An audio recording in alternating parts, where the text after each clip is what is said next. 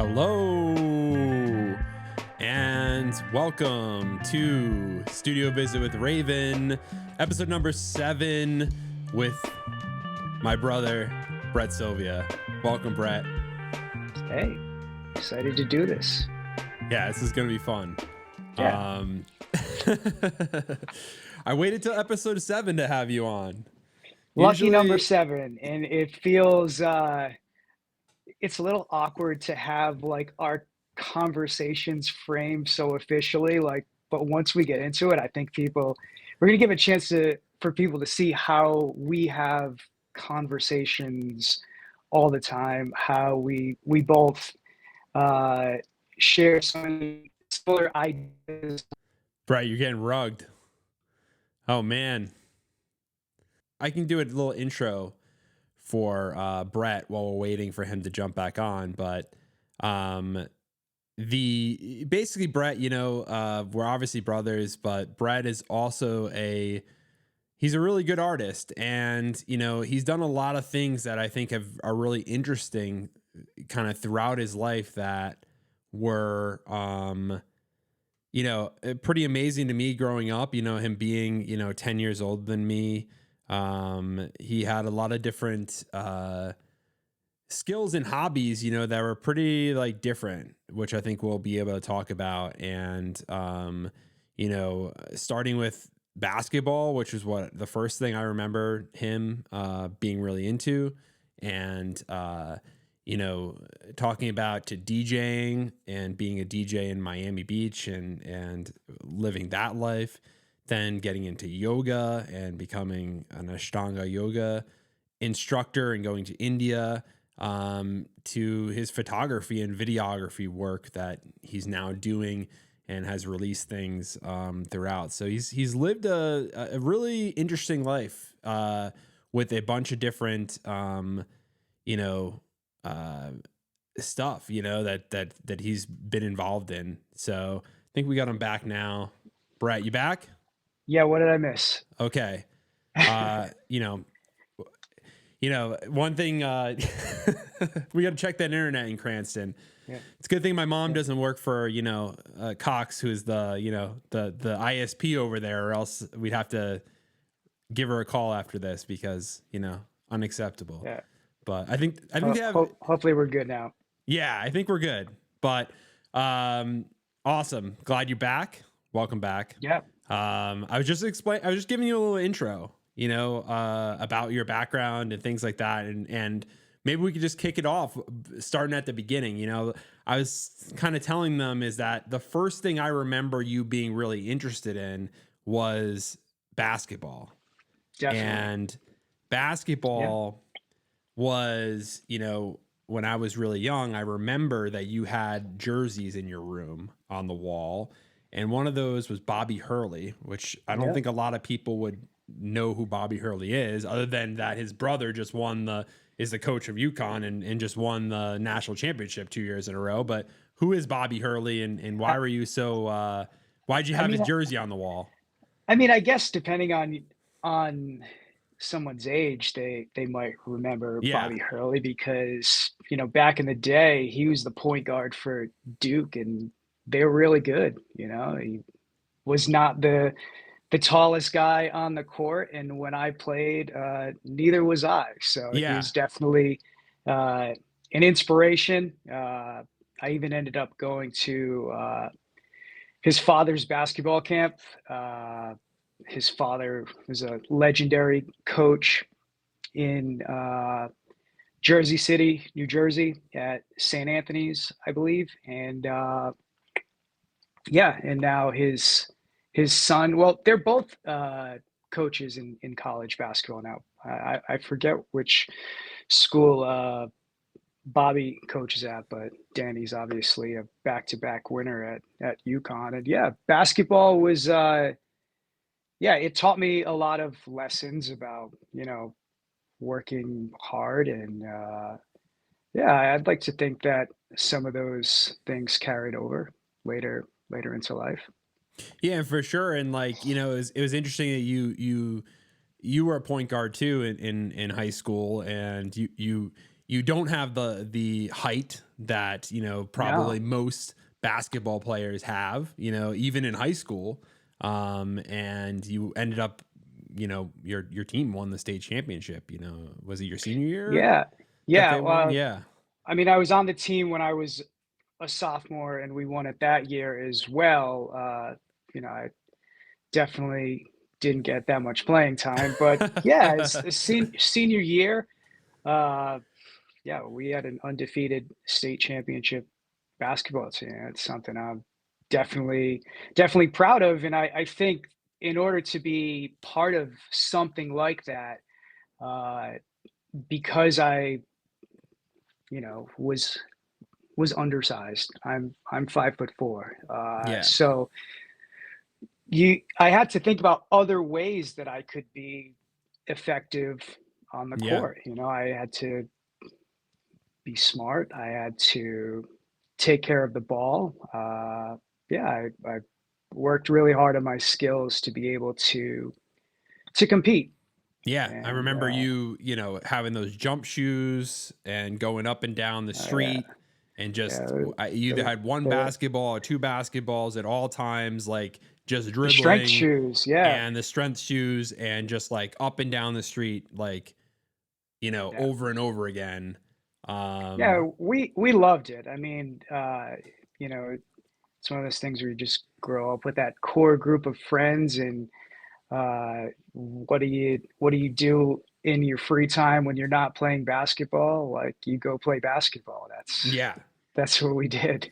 Yeah, Yeah, it just was always is always something about you that I think is really interesting because, like, you know, I think some people given your size would have just been like, oh, basketball is not a sport for me, you know, like, or, you know, like I need to try to do something else, right? Like, yeah, the odds are stacked against me, right? With my height, I'm undersized, like I'm just, yeah. you know, um Well, well, when I started, maybe I thought I was going to be a lot taller, and then I just sort of stopped growing. yeah, But I still really liked basketball, like, a yeah, lot. So, yeah, I you traveled doubled down. all over playing, and, yeah, I just, really immersed myself in it, and I think that as we, explore these other passions that I've found throughout life, that there is that common thread of just really immersing myself in whatever I do very, very passionately. Definitely. And then you know, kind of you did basketball. I mean, you did basketball, but then also like during that time or shortly after, you that's when you started DJing as well, if I remember. Um Yeah, I and I was probably remember, like 16 when yeah. I It, really started getting into DJing. and I remember, you know, you being in the basement and, you know, you had your turntables, you had crates of records. Yeah, Um, you know, there was no like today where you have, you know, MP3s or something and like loading those up. Like this was like you had to, you know, have records there to play and know what order you're going to play them in and like really, yeah. you know, it's a lot, it was a lot harder than maybe today where you just have it loaded up on a computer, right? And you're just kind of, Yeah, there's pros and cons to each era of DJing. When I would go buy records, if we were to take one of those records off the shelf, like, I might have a story about what it was like on the day that I went in to purchase it, what was going on in my life. And then you fast forward into my DJ career 20 years later, when MP3s and computers are dominating the game. Like, I don't have a story of, like, hey, this song, when I downloaded it, when I was browsing the web and found this song to down, like, the stories just aren't the same. But the nice thing about the way things are now is, it's definitely become a more uh, accessible art form. And I see, like, videos pop up in my Instagram feed of, like, these young kids, like, doing awesome stuff in different forms too. There are like these young girls that are playing around on like actual turntables, like going back and forth one record to the other. I'm like, that's amazing. And then you have uh, other kids that are just playing on controllers, like just Mm. tapping pads. Like, close your eyes and listen to the sounds and like the tools that are being used. Like, does it really matter? Either it's like this really creative and expressive form that's, captivating for your ears, or it's not. And yeah, it's good to see that, there's new iterations of that particular art form. And there's, you know, the purists that want things to be a certain way. And it's like, well, great, go make some phone calls on your rotary telephone when you need to call someone too. But yeah, Yeah, I I mean, like to you see advancements. and if I remember, you kind of started out as like almost a hip hop DJ, like in '90s hip hop, right? Is kind of where Oh you yeah, definitely yeah, was your yeah, first foray, I would say, yeah. right?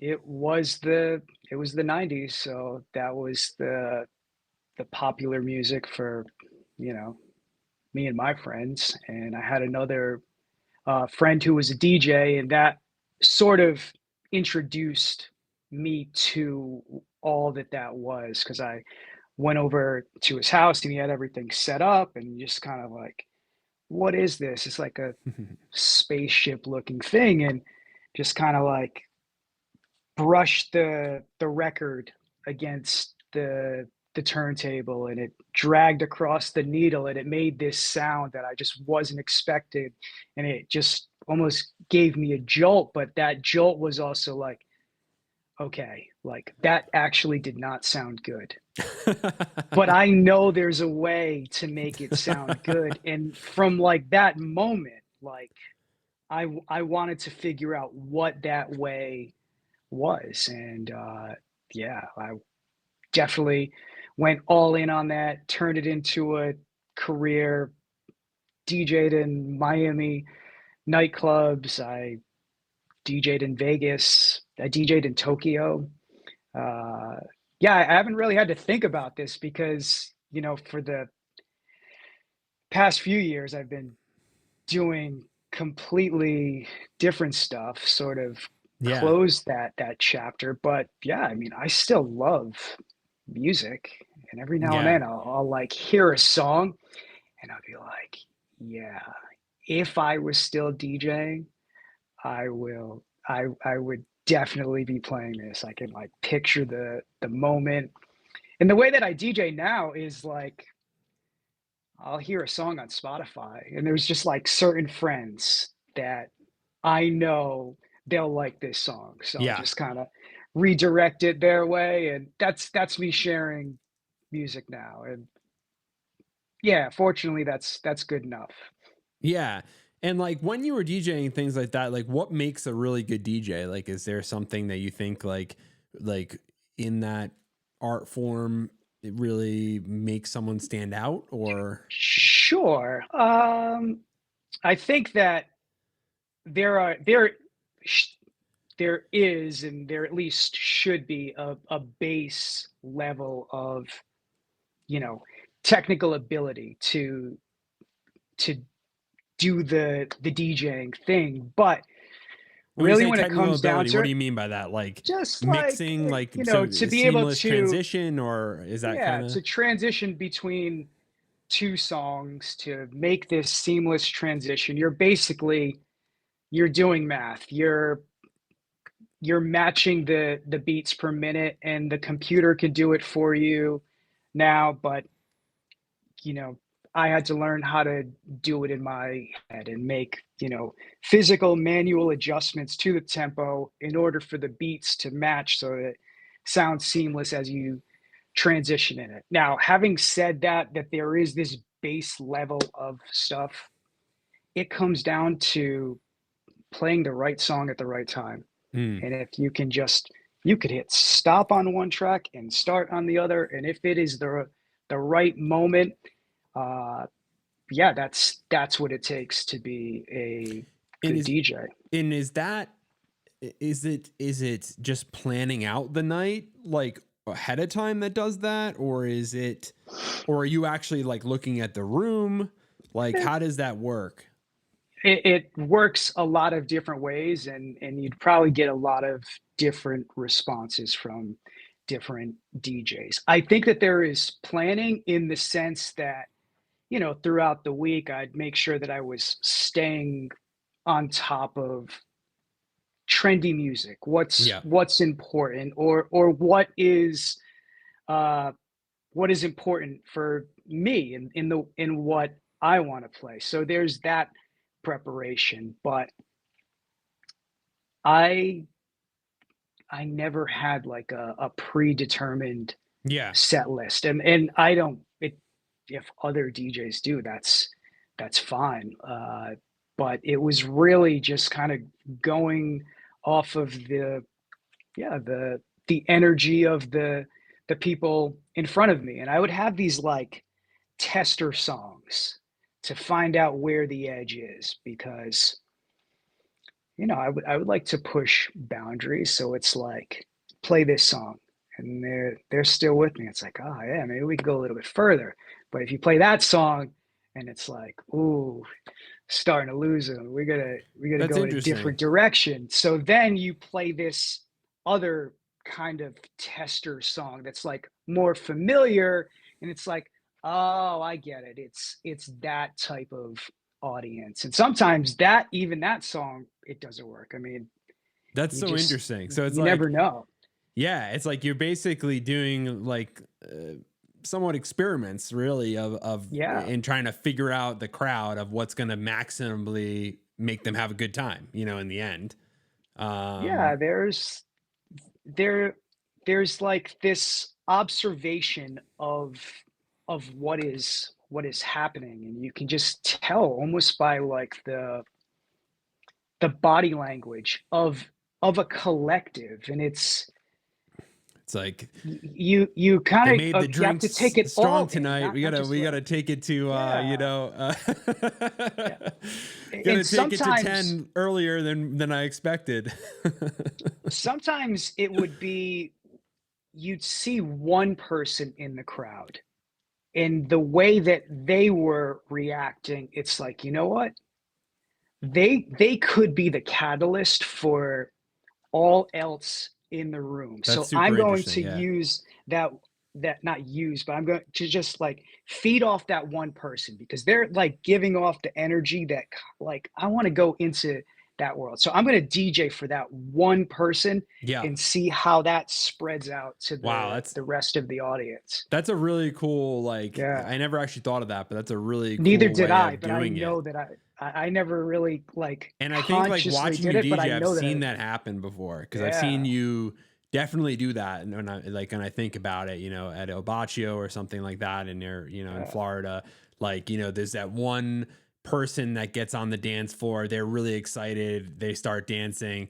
And now you are like, okay, I'm going to just try to get that energy, like that person's energy. I want to stay up so that becomes like yeah, infectious to people around, right? And now they're into it, yeah. like that's really cool. Like I never really thought that, but looking backwards and like you said, like I totally see you did that, and that's really cool. That a good strategy of They, doing that. they're good old days, but I definitely uh, appreciate the fact that I get to go to bed a little bit earlier these days. And Yeah, there probably was like in Miami Beach, I'm sure like you're talking about the trends and things like that. Like there was, I'm sure like you couldn't just look at like the, it wasn't like the popular songs that were going on nationwide almost. Sometimes was it like there was Miami Beach specific, trends? Did that it's happen or it's was it funny just, because when I first started DJing, people would discover songs that they liked by going to hear a DJ like me. mm, And if you wanted access to stuff that was maybe, I don't know, more on the fringe of pop culture. I wasn't playing, straight up pop music. I was probably playing stuff that was more on the underground Yeah. music side No of things. requests. And You didn't take any yeah, and that requests. as no, I in a lot of ways people wouldn't even know what to Yeah, request because don't these were these request anything obscure from. records. Yeah, don't As request anything from Brett if he ever makes a comeback. yeah, yeah. You As won't get EDM it. You'll got probably get the bigger, opposite. yeah. As EDM got bigger, then it got to the point that paired with the access to music, people came in like with their demands, like these are the songs that have to get played. And in some ways, like, yeah, that was kind of the music I was playing anyway, so it sort of fit in. But Yeah. now, uh, I remember like when I used to go to the gym, once I heard a song on like the gym playlist of like what the gym was playing, it's like, oh, I can't play this anymore. It's a gym song. But but before but then it got to the point where the music was just like at a critical mass that like Yeah. the people wouldn't move unless you were giving them that gym playlist Yeah. out. And it was like, I don't know. It was sort of tough to navigate through because yes, I wanted to continue to work and stay busy, but like I kind of want to like my goal was to always make people dance as, intensely to that song that they know and love to a song that they've never heard in their lives. And there were tricks to get people in there. Doing those tester songs and you build the trust so that if I, venture out for 5 to 10 minutes with a bunch of songs you never heard, like we don't need to like leave the dance floor and go get a drink or even leave. Like we know that it's coming back. This might be the calm before the Yeah. storm. I think a good DJ kind of like knows where the edge is and how to bring people back in. Awesome. So you Yeah. did that, and then also when you were in Miami Beach, that's when you kind of started yoga, right? Like, is that the first time that Yeah. when was the first time you took a yoga class? Like, do you remember that like That fondly was or? that was an interesting overlap of my life, having yoga in the morning and DJing at night. Yeah, they seem It was pretty opposite in some ways. it was like 2015 or 16 the yoga started. The first time I did it, I absolutely hated it because it was such a humbling experience. I thought I was uh, someone who was athletic and fit, and yeah, I left that that class feeling completely defeated, and I was like, yeah, maybe this thing just isn't for me. But I had other friends who were doing it fairly regularly, and it seemed to have like positive effects on their life. And I was already, I was kind of on this healthy lifestyle path. I gave it another shot and kind of dipped my toe into it kind of with a more beginner's approach. I found the classes that were more appropriate for me. And then I tried enough of them that you like find the class like and you just stick with that. And I could tell that I was not only learning things, but I was, I guess, advancing in what I was able to do, and I was gaining a more of an understanding.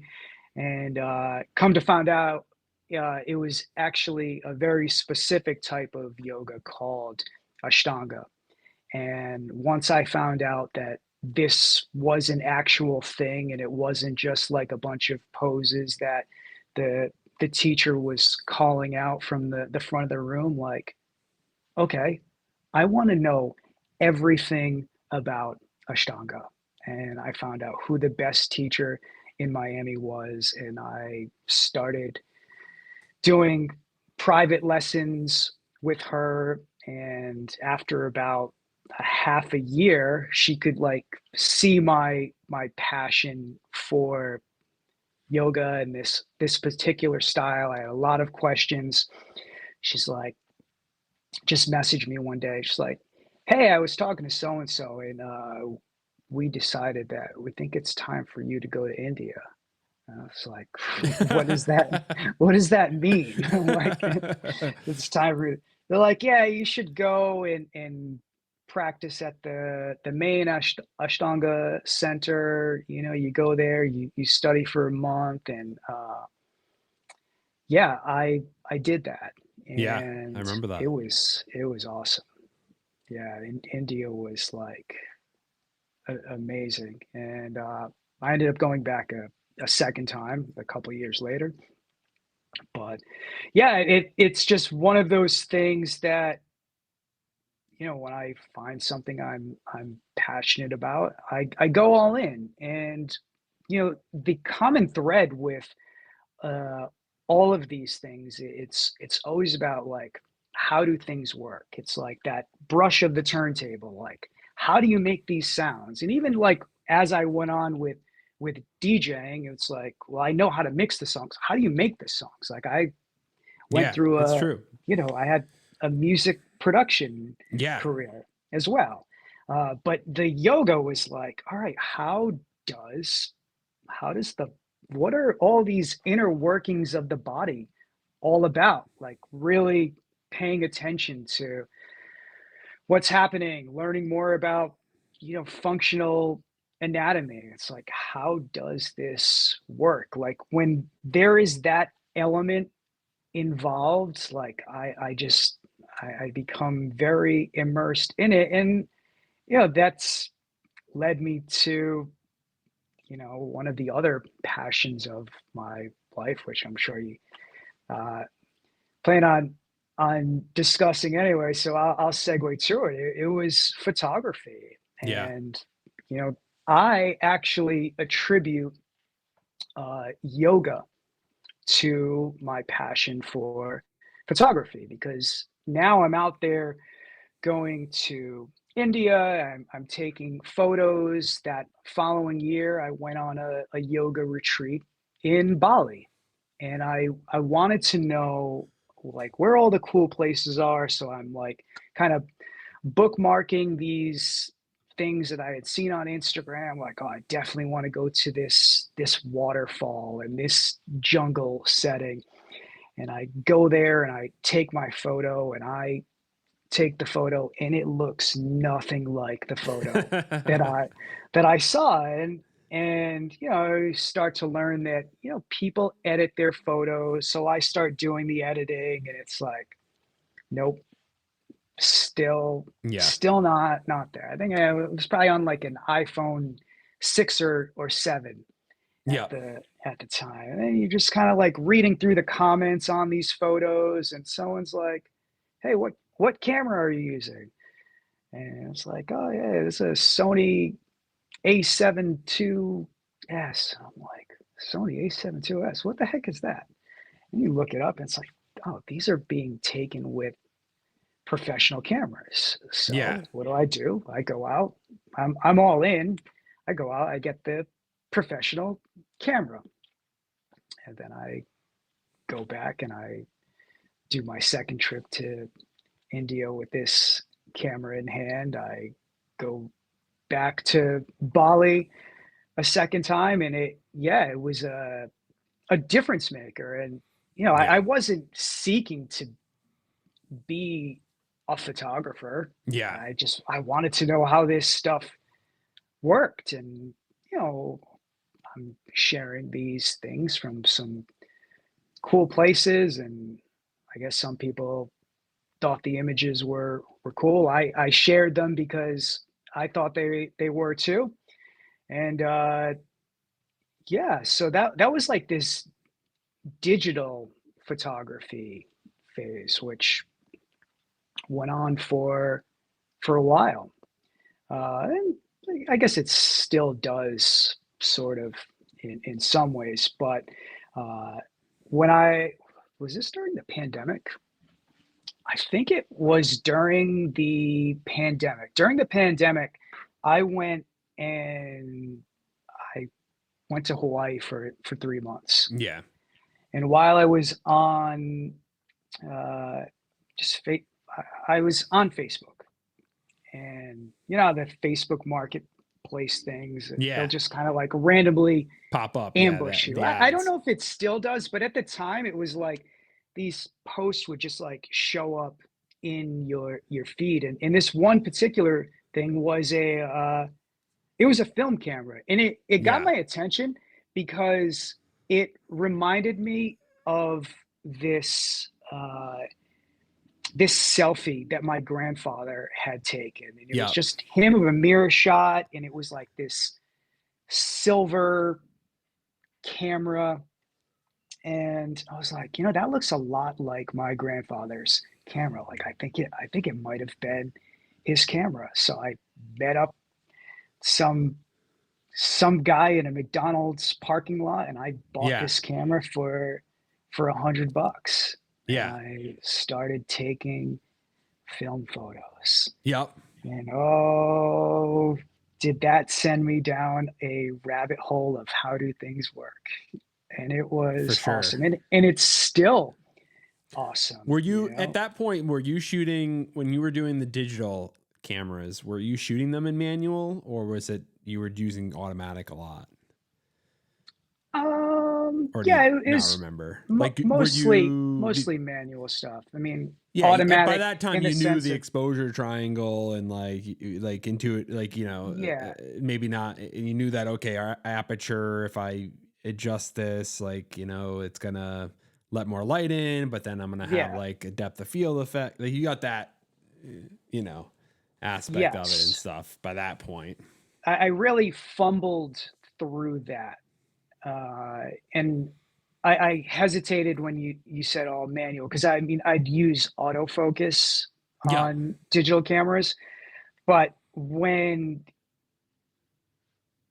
there, because there really isn't any room for error for the most part in Yeah. film, like I actually became a lot more conscious of, you know, what I was doing with that aperture and shutter speed, and you know, doing the experiments with different ISO settings and uh, different films at just what colors would they give me, and finding some favorites, but still wanting to be curious about, you know, different conditions and what was possible. Um, yeah, I think anyone who talks about film and why they like it, I think a common thing you hear is going to be the way that you slow down. And um, yeah, that was definitely part of it. Really, just immersing myself in the moment to make sure you get it right. I mean, uh, but I really like the way that film, without even touching it in editing, it just seems to wake up these just simple things, you Yeah. know, things that like get passed over. Uh, they make you want to, or at least for me, and maybe some other It people. changed what you were taking photos of, you would say. Absolutely, it's like I ended up just kind of. I spent time in different places when I got really into film. Whereas when I was doing digital stuff, it's like I need to hike up this mountain to make sure that I get this amazing Yeah. landscape view. I need to do it at sunrise. Where with a film camera, like I've taken so many film photos out of the window of my car. Some of my Yeah. favorite windows are like, I'm gonna pull over. I'm gonna I'm gonna stop traffic to take this photo of like of a car parked in front of a cool looking fire hydrant. Like, I don't know, just like the more random, the more interesting it became. And it really just, I don't know, it made me just always be observant. I feel that way too. Like I don't know what it is with film, but it definitely because as you know, I took a lot of landscapes before, and I still like to take landscapes with film, but I just have found that it's given me similarly to you, like the desire to take photos of like just stuff I wouldn't have taken before, like you're saying that Mhm. random stuff, and you get inspired by stuff that just like that people wouldn't, but maybe that's just also just you kind of growing as a photographer, right? Of what you, um, it's like the kind of standard stuff that you think everyone would take a photo of is less appealing. Maybe I don't know, but Yeah, I think at least to me, there's it truth to that. sometimes Yeah. is. Um, and it's like okay, you start to see things that like are almost ordinary, but no one really takes a picture of them or frames them in a certain way, right? Yeah. One of the film photographers that I was kind of just really inspired even before like blockchain stuff. His name's Phil Moreno, and I think his original collection is called Ordinary Things. Yeah. And he lives in Belgium, and yeah, I mean he's got this photo collection of like ordinary things. I hope I'm getting the name right, but my first NFT was just a photo of a gas pump on Yeah.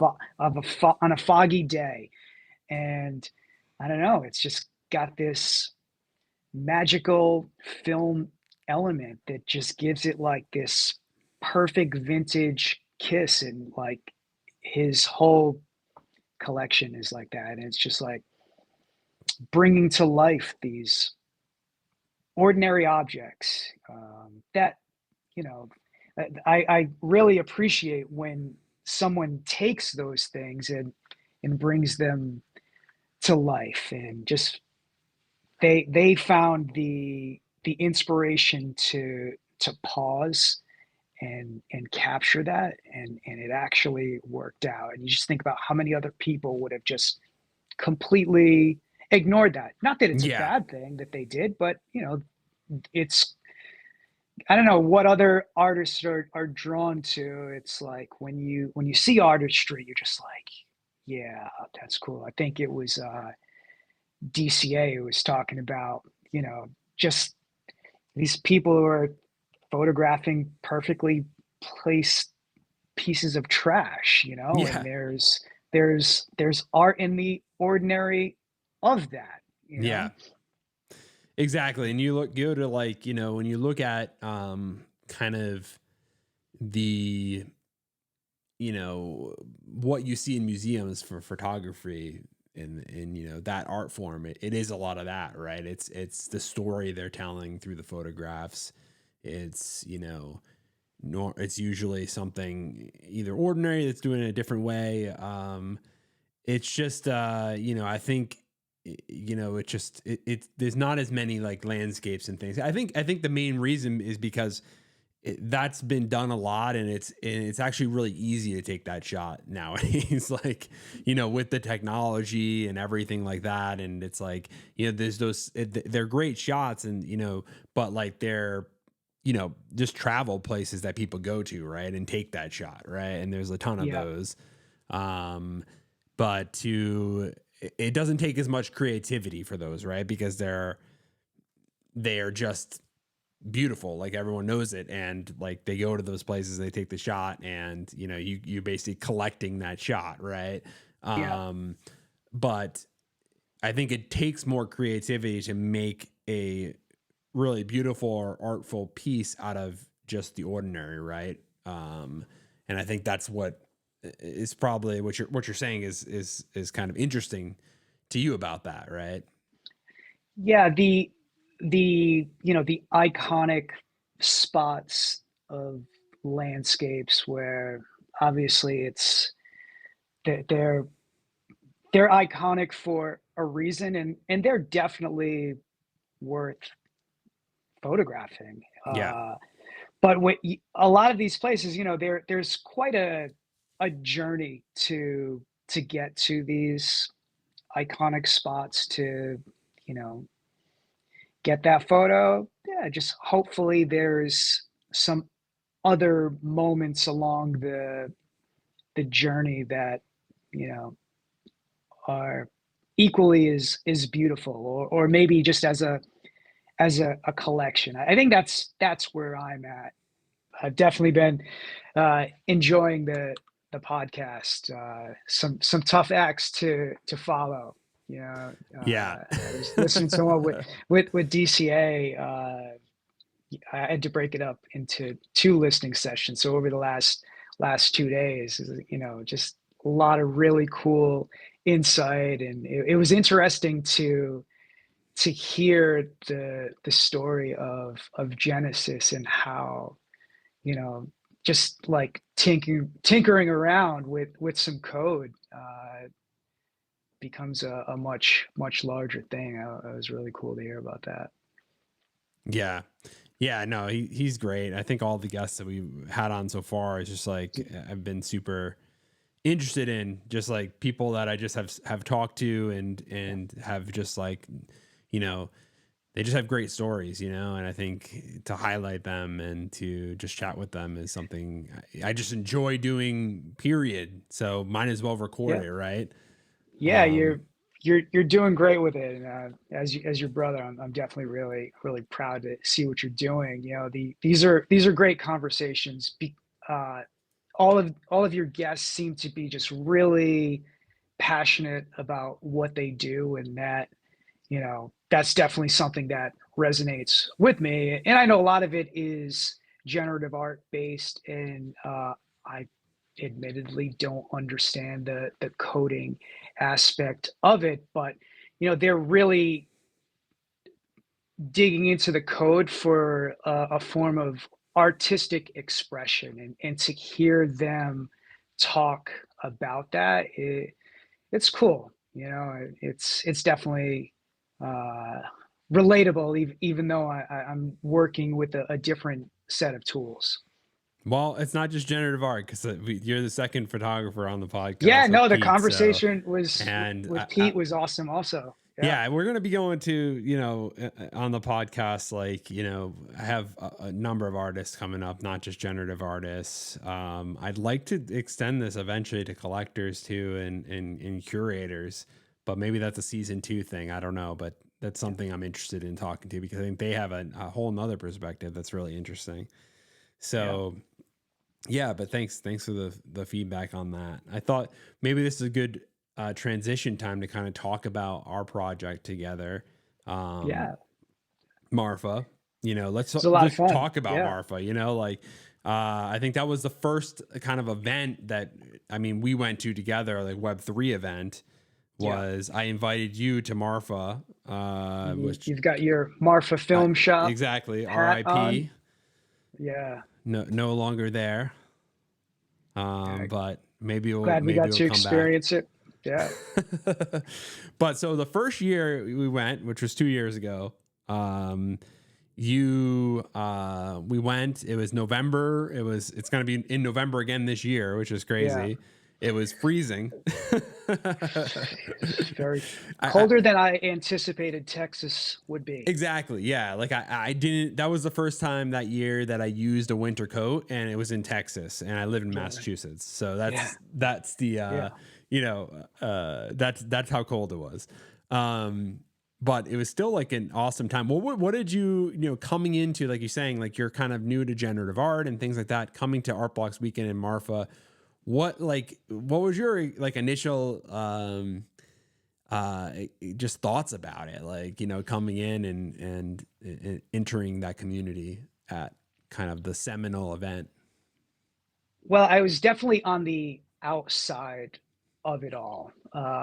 This was like pitched to me like, "Hey, bro, do you want to go to Marfa? An event going on out there. It, seems like a really cool place." And in looking into it, like, yeah, it did seem like a really cool place, and the chance to travel with my brother, like, kind of that really just needed to be the only reason, a Yeah. chance to hang out for a weekend. Like, sure, could have been anywhere. Like, fortunately, it was in Marfa, and Marfa was awesome.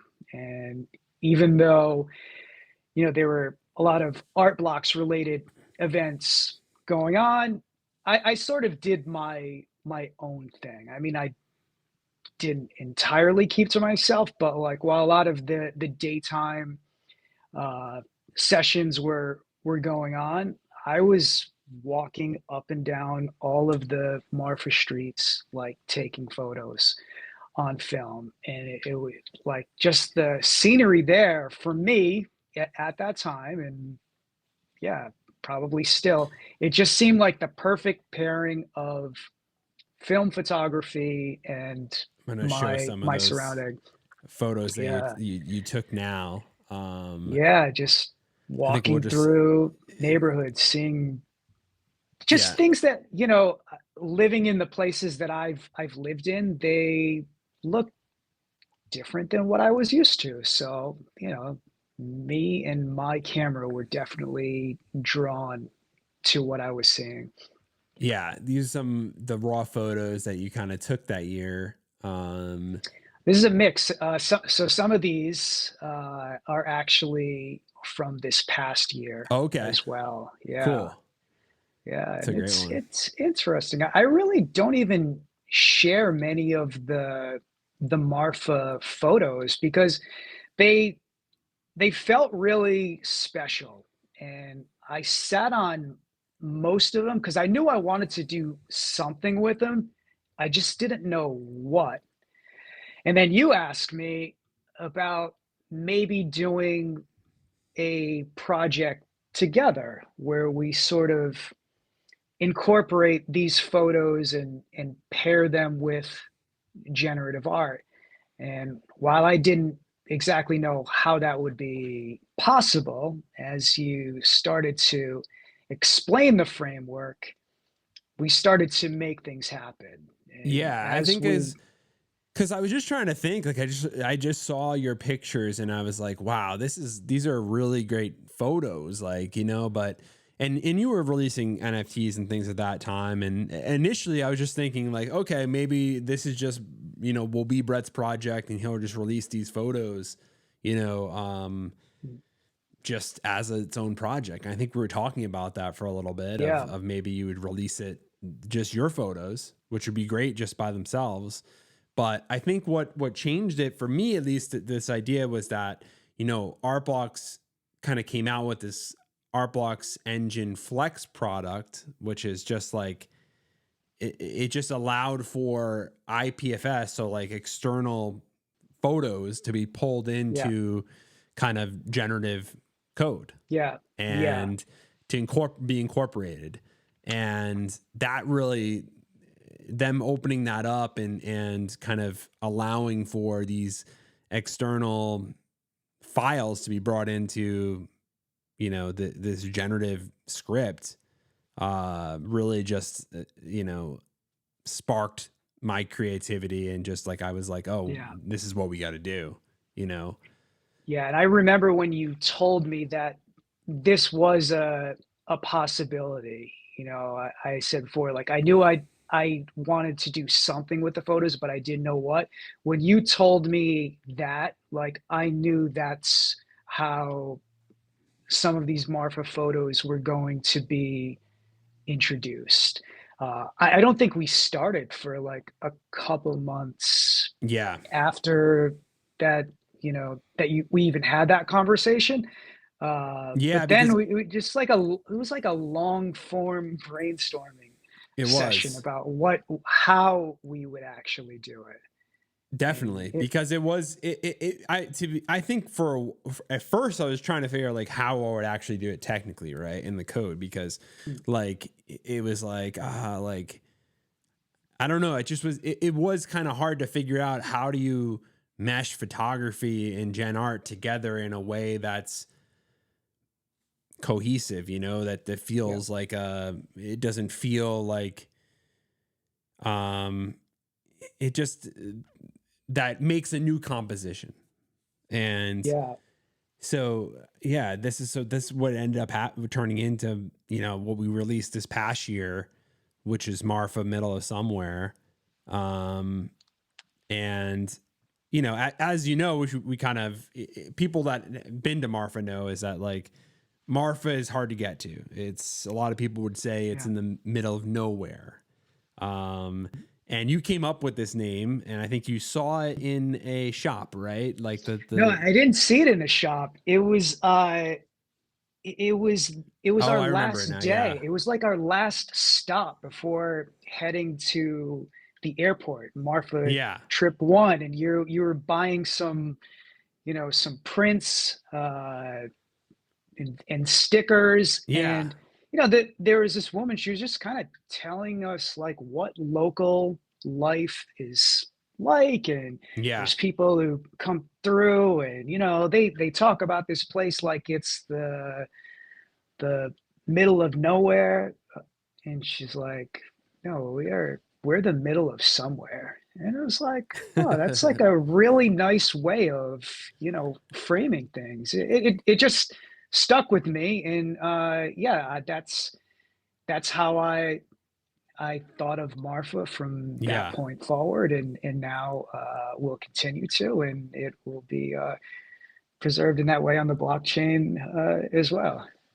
yeah. And it was a great name, and I think these are animated, so we definitely should click in and show like what these actually look like.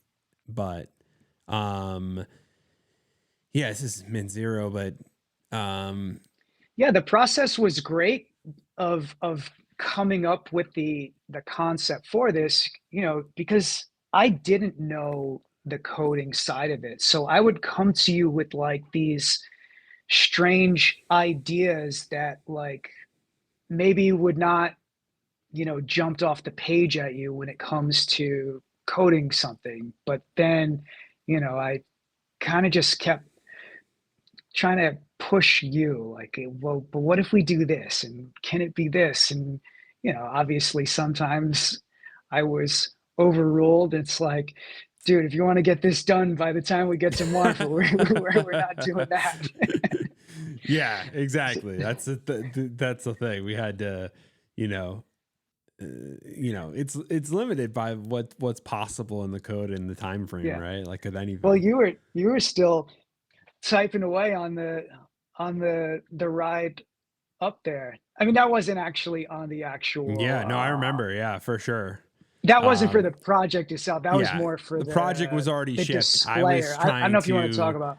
yeah, I was Yeah, just trying because one of the things we did, which was great, is Proof gave us the opportunity. Shout out to Proof to like in Maggie and the team over there gave us the kind of to almost hijack their event down there and to allow to basically release these during live, like kind of, which I yeah, previously did with Bright Moments for color streams, which I really enjoyed. And I think it just brings a new dynamic. And at first, like we're kind of thinking, okay, how are we going to release this? Um, we were like, maybe we'll put it online or, just like, and it kind of just came to us like that we wanted to release this live, like same thing I did with color streams and kind of live minting only in Marfa for people who went to Marfa. Which, probably we could have sold more, if we didn't do it that way. But, I think it was something special to restrict it to people that yeah, made the trek and to yeah. mint it with us right there. Um, that was I special. loved the personalized experience of this, and being able to see reactions as they were were created, I mean, to have people, you know, ask me about the the photos I've taken, or, you know, or how we went about, you know, creating elements of this project, Yeah. to have those in-person uh, discussions, you know, that was amazing. And the other cool thing about doing this project is, uh, I know you've told the story before, but you know, we took these images that started in an analog world with film photography. We took those and we brought them into a digital space and paired that with your creative code. And then once they were minted, we actually took the those images and we ran them back through a Polaroid process and then would output all of these onto uh, yeah, Polaroid prints. So it went back to the analog world, and that was all done in person. We had a, you know, we did some at the actual Mm. event, but then we had a meetup at Marfa Film Shop. That was amazing too, because Yeah. you know, we were kind of just saying, hey, we're gonna be here, like super casual, like no strings attached, just like wondering who would actually show up. But it was like we filled the Marfa Film Shop, and not that it's like this huge space, but to, like, you know, have a Mm. really nice gathering of people who were, you know, supporting and interested in this Marfa based project. Yeah, that's something that I will definitely always remember about being in Marfa. Yeah. It was amazing doing this. And, you know, I think that it was so cool to do, you know, offer those prints, you know, like you were talking about. And um, just because it was like, I don't know, it was just so,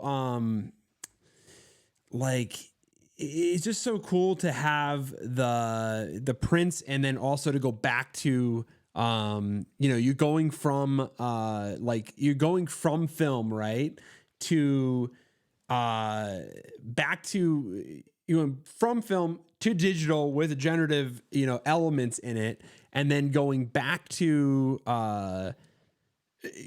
to film, right, through the Yeah, Polaroids, right? And it's like a whole 360, but it's the beauty of it is that it got changed through the process, right? Of, yeah, you know, the final outputs of those Polaroids, they didn't look like the original film, and they didn't look like yeah, the digital output, right? It was like yeah. its It own became output. something new all over again. Do I have Exactly. one over here? I had one on my desk up until recently.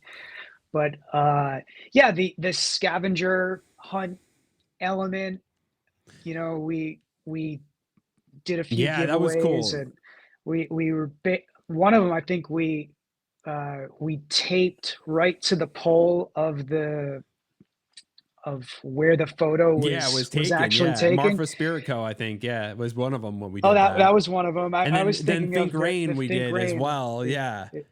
Yeah, Um, this yeah. one. That was really fun. And, you know, just the fact that you know, this is something we get to share with people who were there in Marfa. You know, hopefully they uh, can see it and have some good memories of their experience in Marfa, because I know I have plenty. And yeah, I mean, you're already set up to go back next year. So what are the dates I'm reserving again? You asked me off the top of my head. It's in November again. I think Yeah, it's like mid-November before Thanksgiving.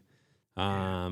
So yeah, Bring a we'll jacket. be there. Yeah, bring the jacket this time. Don't skimp on anything. Just, I mean, I think it was probably unseasonably cold at that point, but Yeah. for that year. But so hopefully it'll be a little warmer. But I'd still pack a jacket if anybody's going to Marfa in November for sure. It's a desert, so during the day it can change a lot at night, when the sun's not out. So, but it seems like I've heard a lot of people are going, super excited, even though it's a while away. But I think Marfa's gonna continue to grow, and it's the event is always it seems to just get more exciting every year. So looking forward to this year for sure. I think one of the things that was cool too, that you had this idea of this film border, and I think it was something that really just brought together this whole project. Is like, I think at first we were thinking, okay, we're gonna put like film borders around only certain, maybe that would be rare or something like that. But I'm glad that we put it around like every output. And we even got like the output number up top, just like, it would be with a, if it was a roll of film or something like that.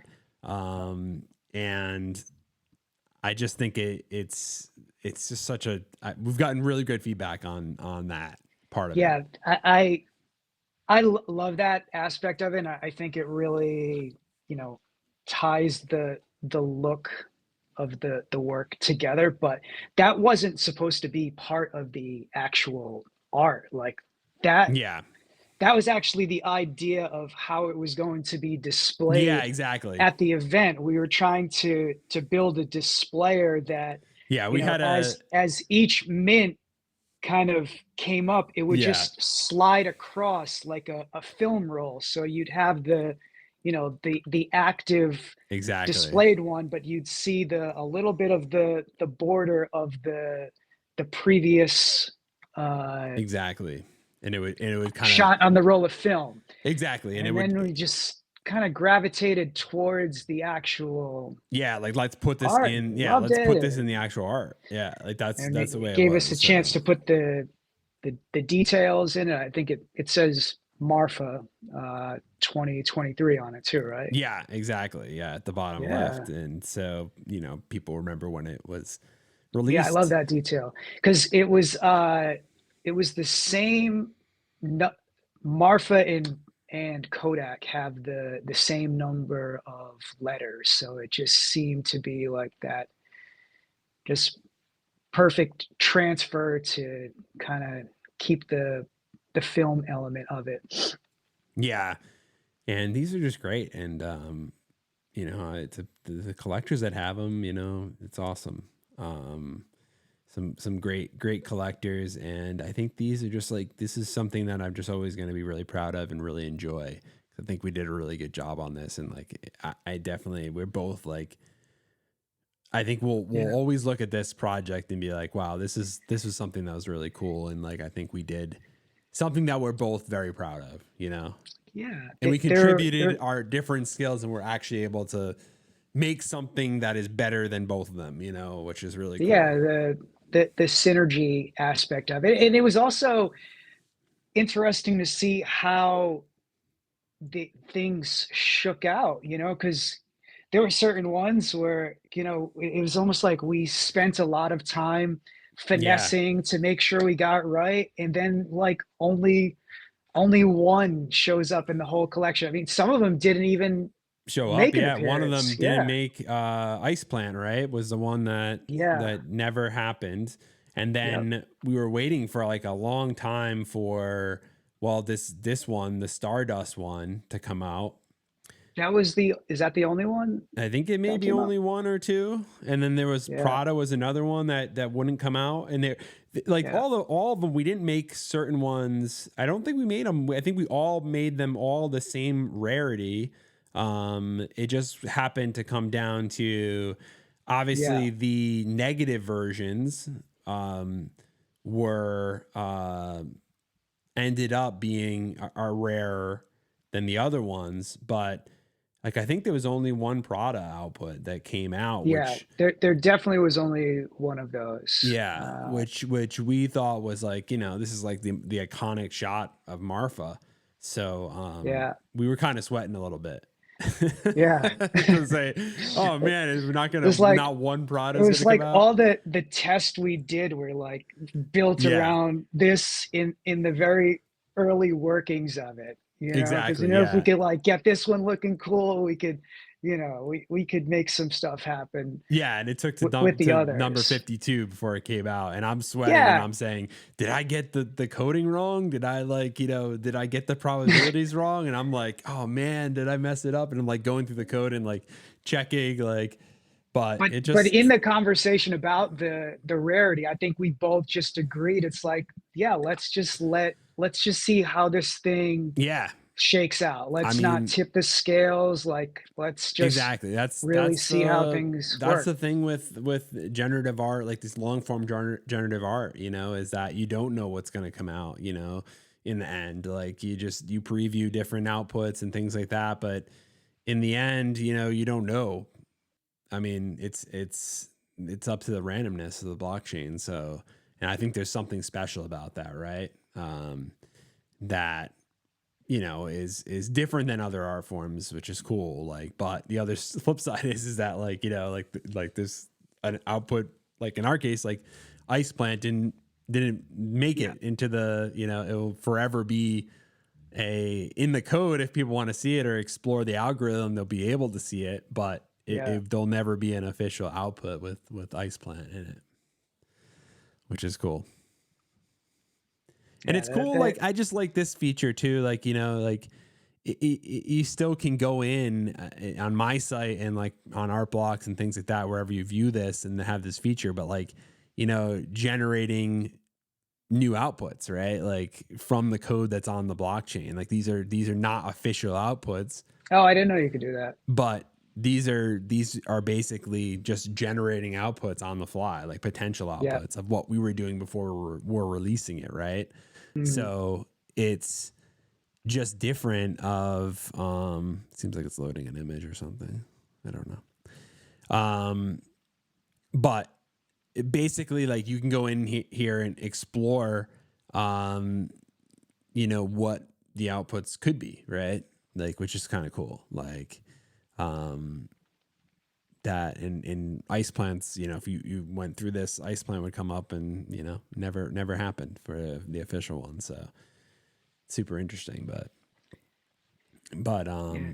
yeah, Yeah. It that's was a yeah, great experience. And, it was like, for me, it was like such a shared one, because obviously we had the collaborative element between you and I, but is the first time that I got to experience what you refer to as like the collaboration with the collector. yeah, It's their moment in time that they choose to mint that creates the output, and the second sooner or later it potentially changes what that output would have been. So to have you know those shared in the moment experiences, reactions, follow-up conversations in the actual place that it was. It's like how lucky are we that we had the chance to make something like this and then kind of share it in the actual place where a lot of these photos were taken. I don't know. It's really something really special for me that I'll obviously yeah, always remember. Yeah. yeah. It's awesome. Um, I think, and then the second year, I think you got pulled into the community a little bit more. I think on your second Yeah. time, and got to meet a lot of I think you were taking less photos the second year and more going to Absolutely events and true. things like that. And I Yeah. think you got to Yeah. meet a lot of other artists and collectors and stuff like that. So Yeah. It's such I don't know, when you like just you're around people like, yeah, these are my people. It's like, even though I don't know code, I mean, where there's just so many art-driven conversations, creative conversations, and you know the I don't know, the conversations are just, I don't wanna say deeper and more complex, but I don't know, whatever we're talking about out there, it just seems to, you know, those are the types of conversations that I like to have. Yeah. We're talking about that Mexican place across the street from Planet Marfa. The Mexican Honey, place it was across like, what is it? Honey Oh, something. that's yeah, I like that. They take good care of me over there. Shout out But, to them. I I thought you were gonna say Marfa Burrito because, Marfa yeah, Burrito is another one, right? yeah, yeah, Yeah, that there's but so many that's good not across places from Planet in Marfa. Marfa. Really, everyone should. It's worth the trek out there. And like the first time we got there, I remember I was like, "Where are we? Like this is crazy," Yeah, you know, like it just is kind of like, you know, feel like you're in the middle of nowhere, and it's like, but you stay there, and then you just realize, wow, there's some really cool, all these cool shops. There's always this great food, yeah, great, you it's got know, a lot different of charm, venues so and things like that. Like, really cool place. And then, you know, obviously all the events that we went to and things like that, like, you know, and just having that community there is great. And I think that's never been done. Like I was thinking last week, yeah, like with like Bright Moments and, you know, doing their finale in Venice and things like that. Like, I just think that's one thing about like Web3 and NFTs and the art world that's never happened really yet. Is really like bringing, you know, people together around a visual art, right? Like maybe it happened yeah, in music or something like that. Like you were saying, this kind of feels like Winter Music Conference is what you always yeah, told me of like when it it did. started, right? Yeah, Which was a, you know, is a, you know, pretty well-known event in Miami, right? But you said yeah. when it started that it wasn't like that, right? Right, so the Winter Music Conference is, I guess, what it sounds like. It was a music conference in the winter in Miami, and it was sort of where all of the artists gathered. And sure, there were parties around it, but in the early days, it was just kind of a chance for artists to mingle, discuss the projects they were working on, and everyone was really accessible. Like if you wanted to share some new music with, a DJ, you just walk right up and, hey, I'm so and so, and it was just a very welcoming environment. This is late '90s, early 2000s. Obviously, things uh, exploded in Miami as far as dance music goes, and it's a wild week if you go.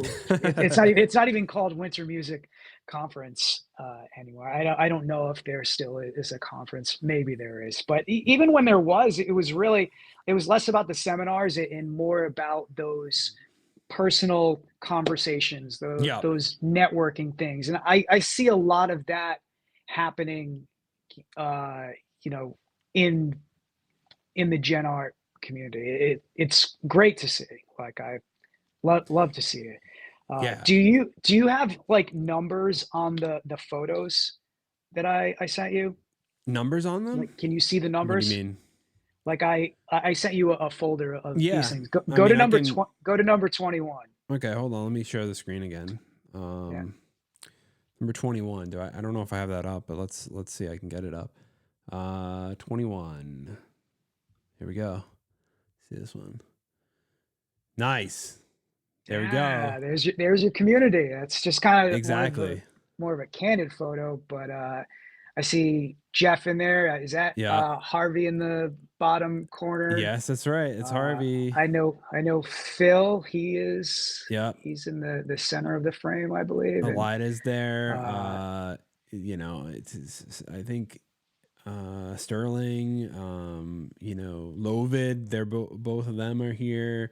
yeah, Ixnay is here. It's just like, you know, Matt, these are like, you know, like one thing this is just like Neil, like everybody here, Stefano, you know, it's like it's crazy these events. Like in Snowfro said it in one of the I think it was last year, you know, he was giving his keynote or something in the backyard, and it is kind of amazing. And he just said, like, look around, within, in this backyard is like It's like 30 feet.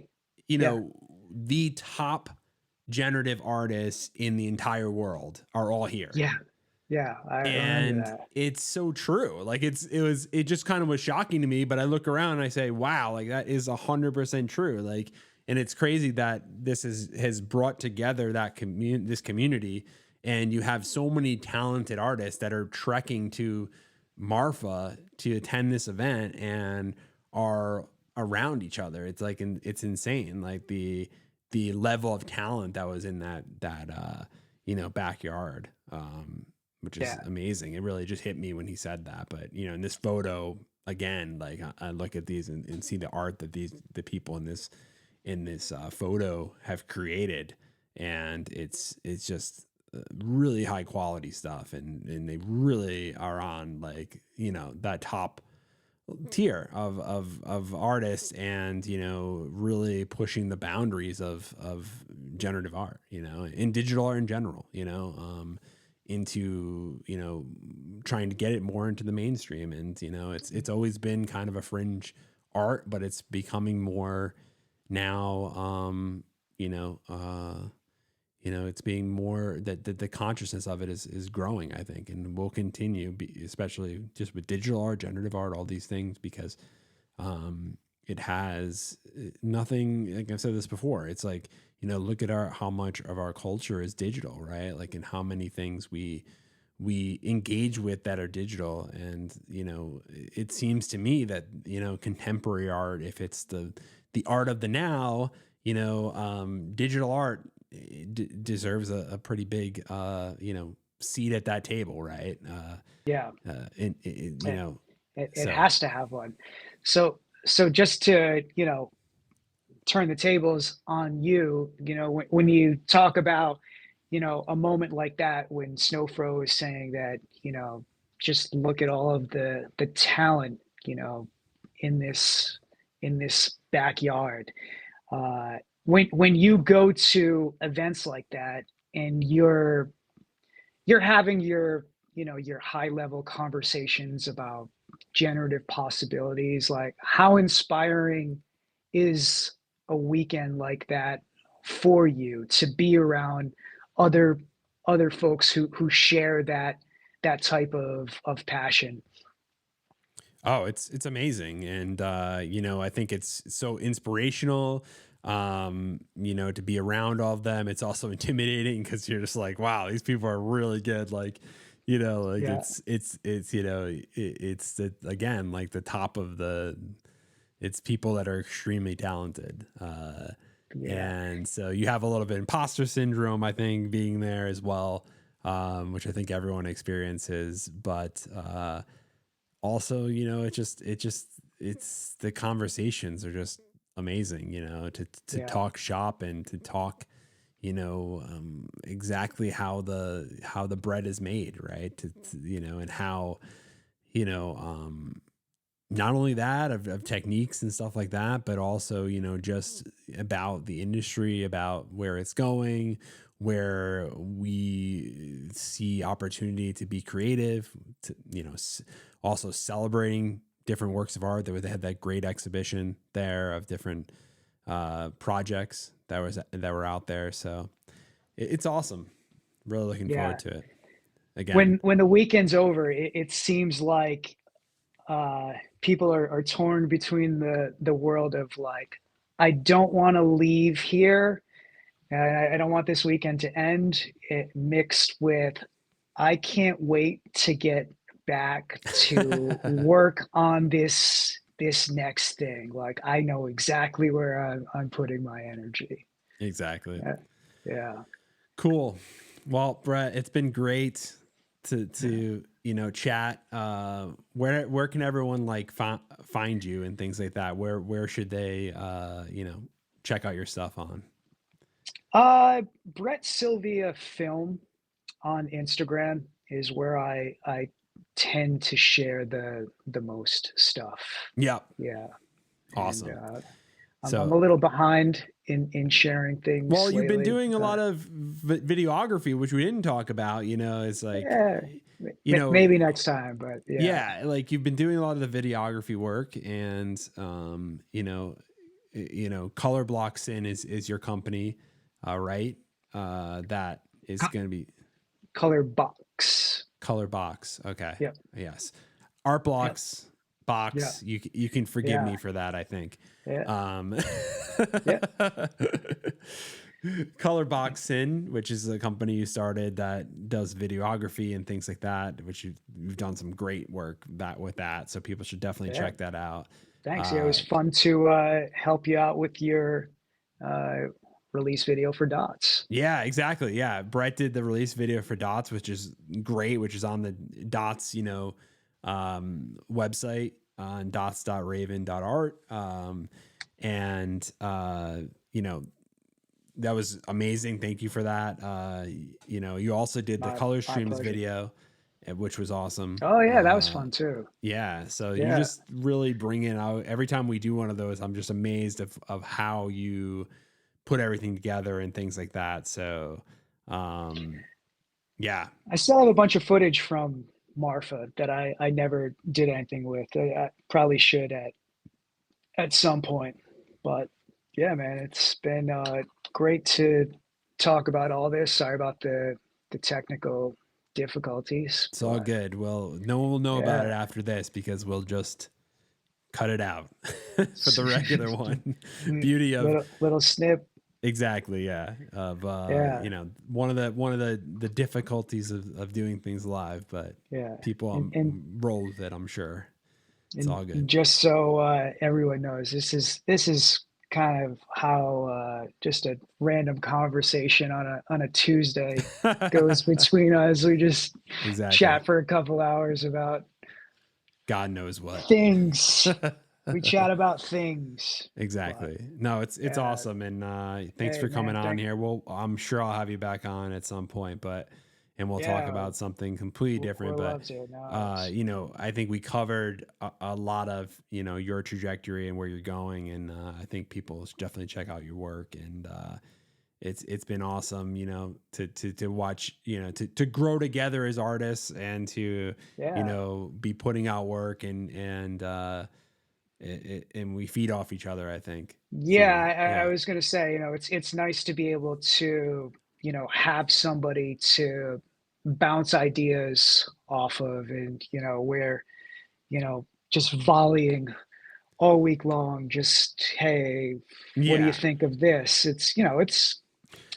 good to have It's great. I mean, you someone got to to bounce have. off. I think one of the biggest things is that having friends that are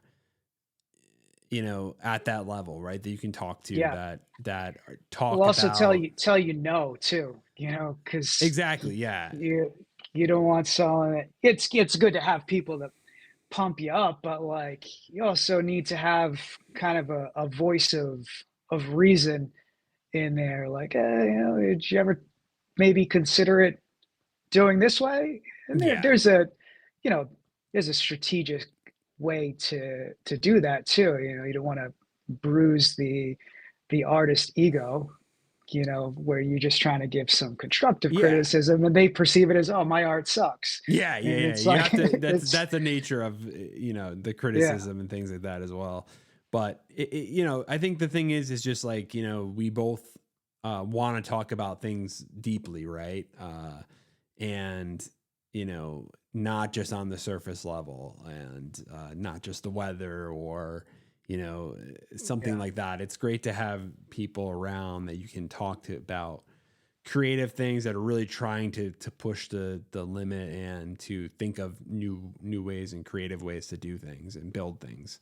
Yeah, Um, I always say I don't like small talk. I like big yeah, talk. So that's I think those are everybody that I that's friends with me and friends with all of us is like I think it's great to have people around that you can jump right into the big talk and go to the depth with, right? You don't need to just sit on that small talk level yeah. and waste time. That sometimes is uncomfortable. It's like hard to Yeah. deal with that small talk and So uncomfortable. yeah. No, I know. I'm with you. Like Yeah, you wanna, you just feel like you only have so much time in life, right? You want to be yeah, spending it in expanding your, just using every second you have to expand your character or your knowledge or something like that, right? Like life's short. You don't have time to waste, right? yeah.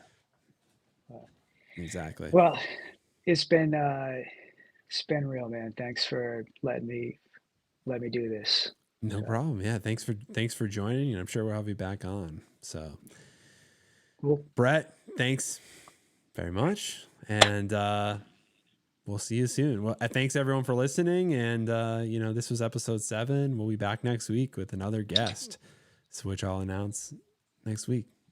Cheers. See ya.